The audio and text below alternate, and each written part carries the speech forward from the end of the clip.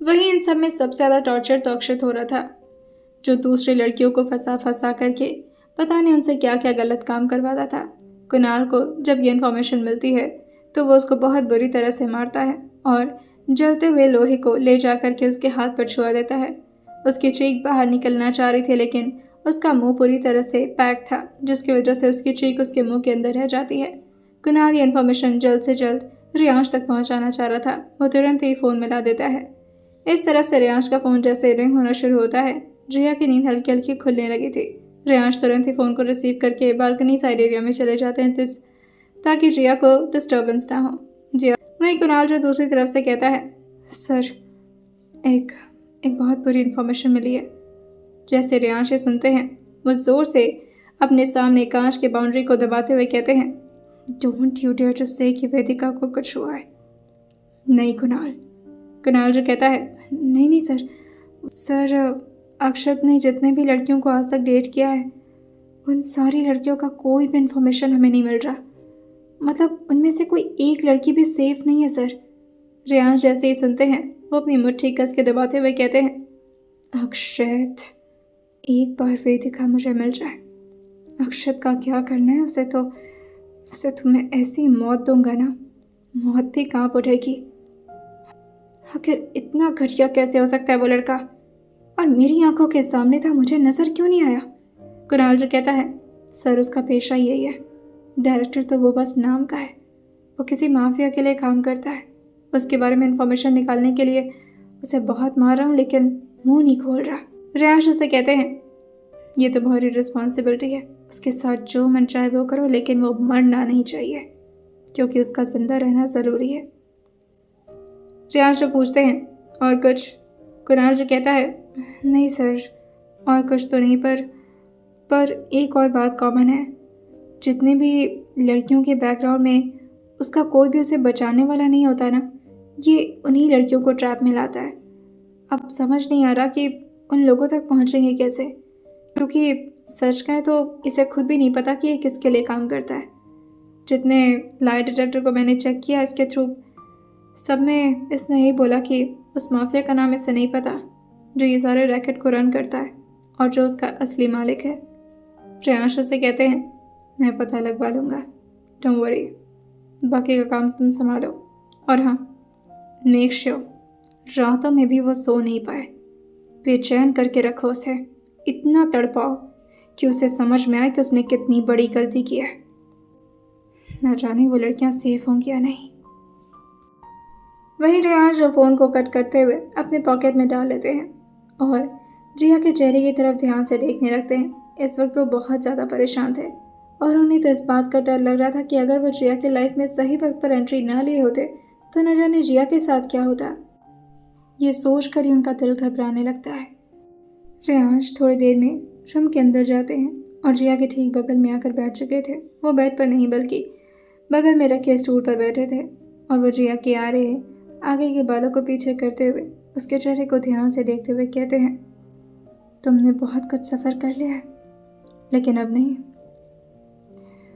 बहुत जल्द सब कुछ ठीक हो जाएगा। और फिर वो जिया के चेहरे की तरफ हल्का सा झुकते हैं और उसके फोरहेड को धीरे से अपने होठों से चूमते हुए कहते हैं, पर इसके लिए मुझे आपकी थोड़ी सी हेल्प लगेगी मैडम। I hope so. वैसे एक्टिंग करने में तो तुम माहिर हो, अब देखते हैं तुम इस किरदार को निभा पाती हो या नहीं। आइए जानते हैं अब आने वाले एपिसोड में क्या होने वाला है और कैसे पकड़ाएगा ये रैकेट। कौन था वो इंसान जो इन सारे रैकेट को रन करता था। क्या रात काफ़ी हो चुकी थी और अब रियांश को भी नींद आ रही थी। वैसे उन्होंने सुबह से काफ़ी ज़्यादा टेंशन ले रखा था और आज वैसे भी उनका बहुत बड़ा दिन था। आज उनकी शादी हुई थी, लेकिन उनकी खुशी जो सिर्फ जिया को देखने से ही पूरी हो जाती थी। वैसे रियांश अपनी जगह से खड़े होते हैं और जिया के बगल में आकर सोने की एक बार सोचते हैं, लेकिन फिर वो समझ जाते हैं कि ये ठीक नहीं होगा।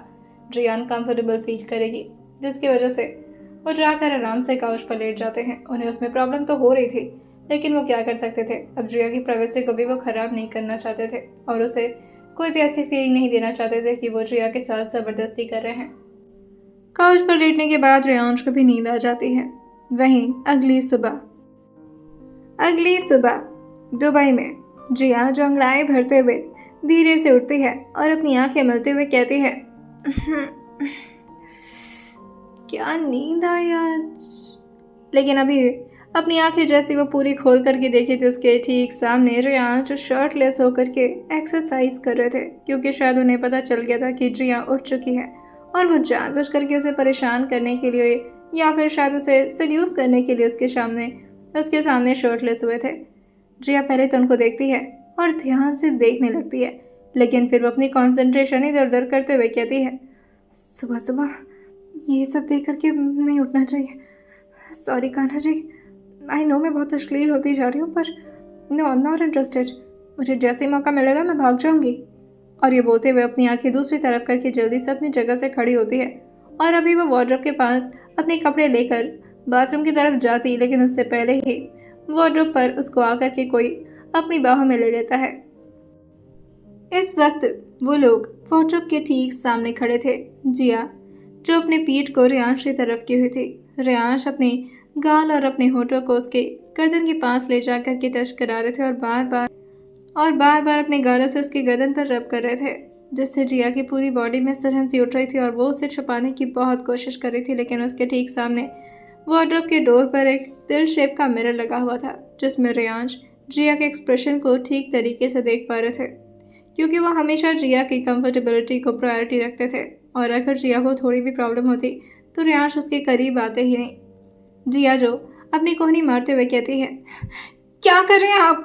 रियांश अपनी होठों को उसके कान के पास लाते हुए कहते हैं, अपनी बीवी को गुड मॉर्निंग कर रहा हूँ। गुड मॉर्निंग माय जान। जैसे इतना प्यार से रियांश ने ये बोला था, जिया जो तुरंत ही अपनी आंखें बंद कर लेती है और हल्का हल्का ब्लश भी करने लगती है। उसे लग रहा था जैसे उसका ड्रीम जो कि उसने अपनी डायरी में लिखा था वो सब कुछ धीरे धीरे पूरा हो रहा है। और वो अभी रियांश के हाथ पर अपने हाथ को रख करके सहलाती, लेकिन तभी उसे अचानक से याद आता है कि वो ये सब क्या कर रही है और वह झटके से अपने नेल से उनके हाथ पर मार देती है, जिससे रियांश थोड़ा तेजी से पीछे होते हुए कहते हैं, you out of your mind. Jiya ने उसी जगह पर रियांश को घाव दे दिया था जहाँ पर ऑलरेडी रियांश का बैंडेज लगा हुआ था, जो कि जिया ने ही लगाया था। जिया जैसे ये महसूस करती है वो तुरंत ही रियांश के हाथ की तरफ देखते हुए कहती है, अब ठीक है, अब ठीक तो है ना। आई एम सो सॉरी, गलती से हो गया, मैंने जानबूझकर नहीं किया। I am so sorry. Shit, यहाँ से तो दोबारा खून आ रहा है। और फिर वह दोबारा से रियांश का हाथ पकड़कर उसे काउच पर ले जाकर के बैठाने लगती है। रियांश उसको देखते हुए कहते हैं, क्या हुआ, तुम्हें क्या फ़र्क पड़ता है। वैसे भी तुम तो मुझे अपना दुश्मन समझती हो, प्यार तो करती नहीं हो मुझसे, नफरत करती हो ना। जिया अपने सर को हाँ मिलाते हुए कहती है, जी हाँ वो सब करती हूँ मैं, लेकिन मेरी वजह से किसी को चोट नहीं लगना चाहिए। मेरे घर वालों ने मुझे बहुत अच्छा संस्कार दिया है। रियांश जो कहते हैं, बहाने मरवा लो तुमसे, और झूठ उसकी तो तुम क्वीन हो, जस्ट अ लायर क्वीन। जिया जो रियांश की बात सुन करके अपने लंबे काले बालों को पीछे जोर से झटकती है, जो कि जाकर के रियांश के मुंह पर लगता है और वो काफ़ी स्टाइल में ड्रॉर के पास आते हुए ड्रॉर को खोलते हुए कहती है, मैं सिर्फ क्वीन हूँ, लायर क्वीन नहीं। हाँ, आप मुझे मूवी स्टार की क्वीन बुला सकते हैं, आई एम दैट। और बहुत जल्द मैं बॉलीवुड की सेकंड नंबर क्वीन होंगी। और ये बोलते हुए जिया अपनी आंखें छोटी करके काफ़ी स्टाइल में ये बोल रही थी जैसे वो खुद पर कितना नाज करती हो। रियांश उसको देखते हुए कहते हैं, फिलहाल तो तुम एक लायर और एक कार्टून क्वीन लग रही हो मुझे। तुम लेकर आओगी फर्स्ट एड, मुझे और भी काम है और मैं एक्सरसाइज कर रहा था ना। जिया जो कहती है, तो क्या ज़रूरत थी मेरे पास आकर चिपकने की। रियांश से कहते हैं, सही कह रही हो, क्या ही ज़रूरत थी तुमसे चिपकने की, इससे अच्छा तो प्रियंका है। जिया रियांश की बात सुनते हुए कहती है, प्रियंका कौन है। रियांश से कहते हैं, तुम्हें इससे क्या मतलब। जिया भी अपना कंधा उचकाते हुए कहती है, हाँ मुझे इससे क्या मतलब, वैसे भी हमारा रिश्ता सिर्फ 15 दिन के लिए तो है। रियांश जिया की बात सुनते हुए उसके सामने तो अपने चेहरे को हाँ मिला देते हैं, लेकिन मन में उन्हें ये बात खटक जाती है। वो नहीं चाहते थे कि जिया उनसे दूर जाए, लेकिन वो कुछ कह भी नहीं सकते थे क्योंकि ये बात उन्होंने खुद ही जिया के सामने कही थी। जिया फूक फूक करके मरहम लगाती है तो रियांश से कहते हैं, पहले तुम दर्द दिया करो, उसके बाद खुद ही मलहम भी लगा दिया करो, अच्छी आदत है तुम्हारी। जिया जो कहती है, कांच आपने खुद घुसाया था अंदर। रियांश जो कहते हैं, लेकिन तुम्हारी वजह से। जिया जो कहती है, मेरी वजह से, आपकी ज़िंदगी में सारी प्रॉब्लम्स मेरी वजह से आती है ना। रियांश जो कहते हैं, जब से तुम मेरी लाइफ में आई हो ना, कुछ बहुत ही अजीब चल रहा है मेरी ज़िंदगी में। समझ ही नहीं आ रहा क्या हो रहा है मेरे साथ। जिया जो कहती है, कुछ ऐसा ही मैं भी फील करती हूँ। जब जब से आप मेरी लाइफ में आए ना, प्रॉब्लम्स ही तभी से आना शुरू हुई हैं। पनौती हैं आप। जैसे जिया ने बोला था, रियांश अपनी ईंटों में चढ़ाते हुए पूछते हैं, ये क्या चीज़ होता है? कोई अच्छी चीज़ है या फिर कुछ बेकार? तुम्हारे मुँह से बेकार की एक्सपेक्टेशन कर सकता हूँ मैं। जिया जो कहती है, पनौती मतलब बहुत अच्छा इंसान होता है। आप बोलिएगा खुद से कि मैं पनौती हूँ, ठीक है? रियांश कहते हैं, नहीं, I can not trust you. ज़रूर कुछ घटिया होगा। जिया जो कहती है, अरे नहीं बाबा, पनौती मतलब बहुत हैंडसम। रियांश कहते हैं, ओह हाँ, फिर तो आई एम पनौती। जिया जैसे ही सुनती है, वो अपने मुंह पर हाथ रखते हुए कहती है, एग्जैक्टली, वही कह रही थी मैं। हो गया आपका मरहम पट्टी, अब जाइए करिए अपना कुश्ती। रियाज जो कहते हैं, एक्सरसाइज कर रहा हूँ मैं, कुश्ती नहीं। जिया जो कहती है, वॉट एवर।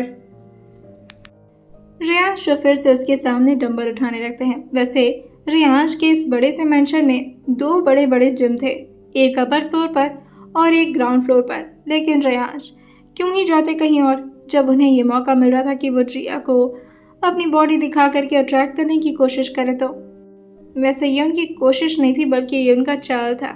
वो किसी भी हालत में 15 दिन के अंदर जिया को अपनी बनाना चाहते थे, क्योंकि उसके बाद अब उन्होंने तो जुबान दे दी थी और रियांश अपनी कोई भी बात को नहीं टाला करते थे।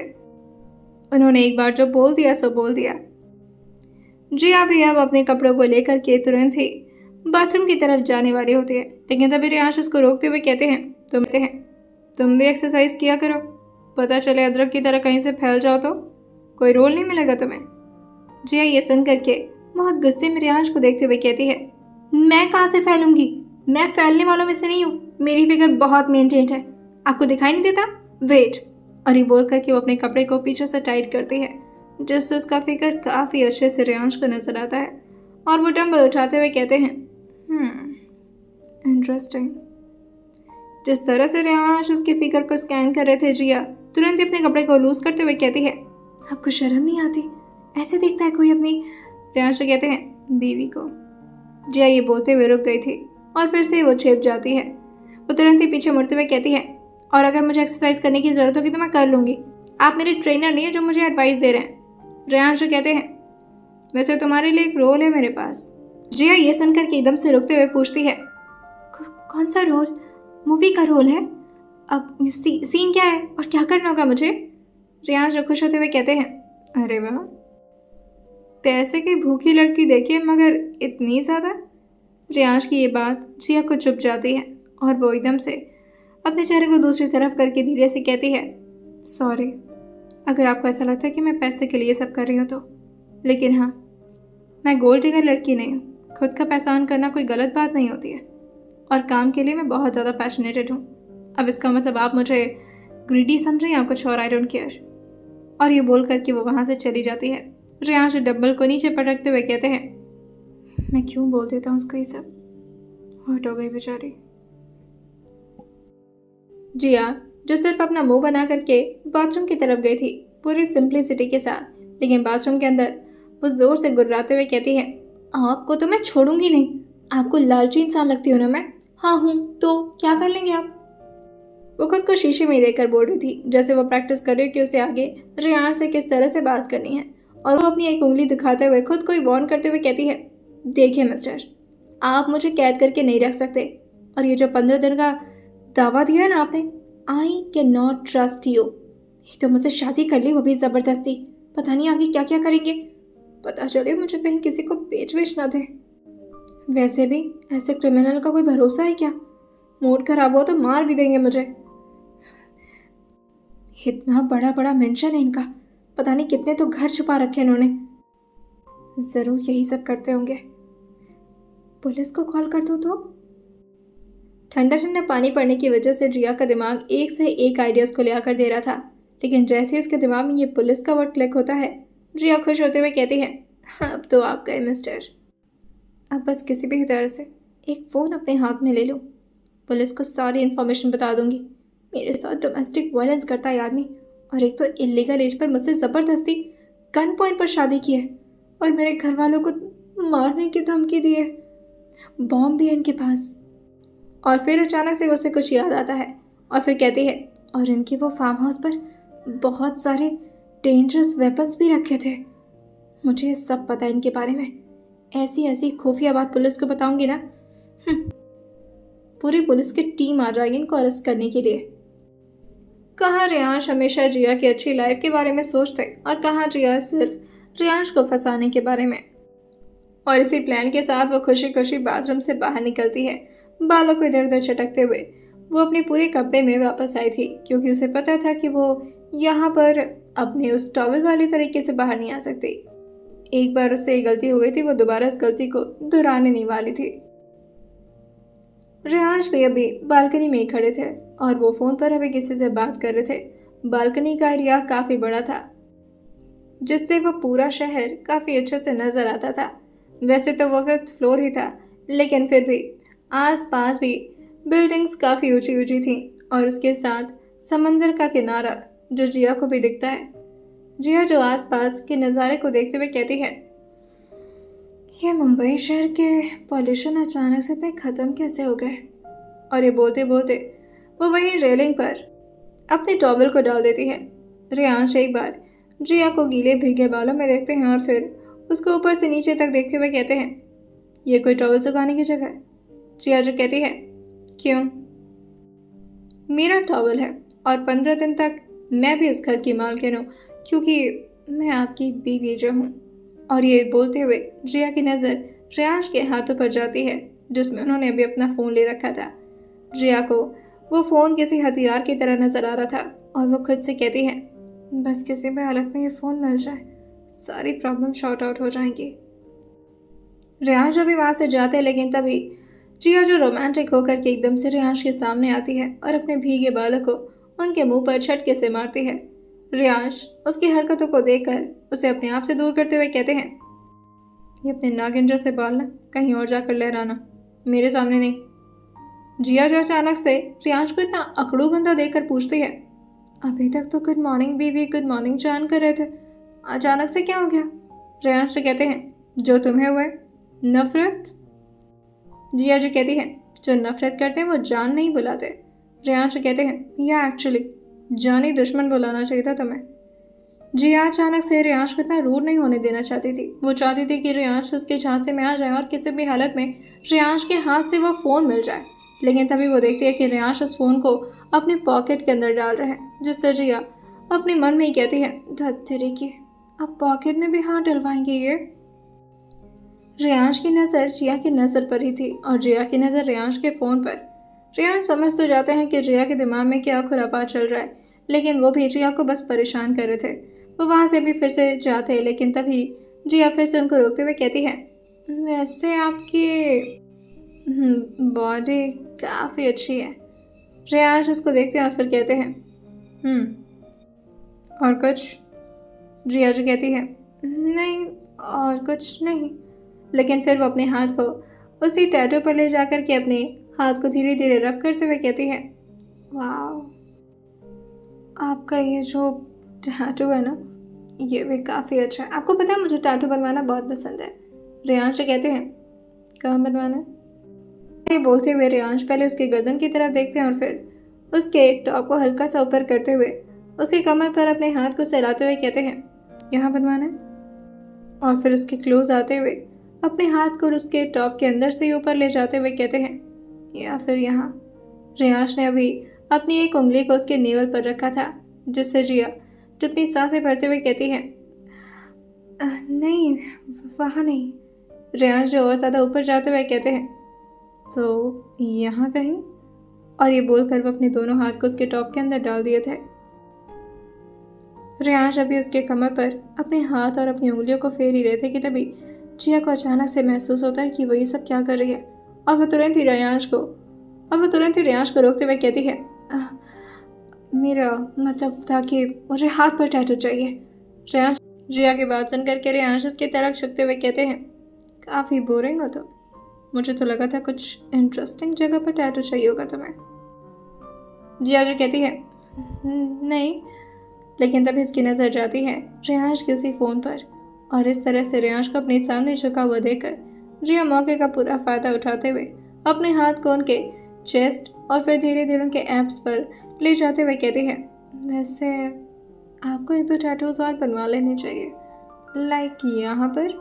और ये बोलते हुए वो उनके पेट से धीरे धीरे उनके कमर तक पहुँचती है और कमर से अपनी एक उंगली को नीचे करते हुए रेयांश के पॉकेट तक उसका हाथ पहुँच गया था और उसे मिला था थोड़ा सा सुकून, जैसे लगा था उसका फर्स्ट स्टेप कंप्लीट हो चुका है। और वो जैसे अभी फ़ोन को अपने हाथ से टच करती उससे पहले ही रेयांश उसको पीछे की तरफ टर्न करते हैं और उसके हाथों को मोड़कर उसके कमर के पीछे लगा देते हैं और फिर जिया के कान के पास आते हुए कहते हैं, ओके, अगर आपकी मर्जी है तो तुम्हारा नाम लिखवा लो। जिया ये सुनते हुए कहती है, मेरा हाथ दर्द हो रहा है। रेयांश कहते हैं, तुम्हारी वजह से मुझे भी बहुत दर्द मिलने वाला है। जिया जो रेयांश की बात सुनते हुए अपने चेहरे को उनकी तरफ मोड़ते हुए पूछती है, वो कैसे? रेयांश कहते हैं, टैटू बनवाने में बहुत दर्द होता है। जिया जो मुंह बनाते हुए कहती है, अच्छा।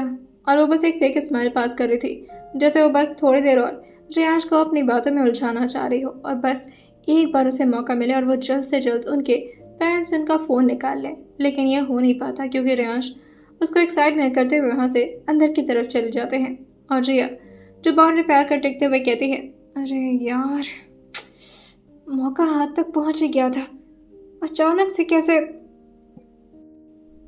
अब क्या करूँगी? लेकिन मैं हार तो नहीं मानने वाली, किसी भी हालत में फ़ोन तो मैं लेकर रहूँगी। आइए जानते हैं कैसे ले पाएगी जिया फ़ोन और क्या उसको कोई मदद मिल जाएगी फ़ोन से। आइए जानते हैं इस आने वाले एपिसोड में और सुनते रहिए माफिया ट्रैप डिवाइस सिर्फ और सिर्फ स्टोरी विद सौम्या के साथ।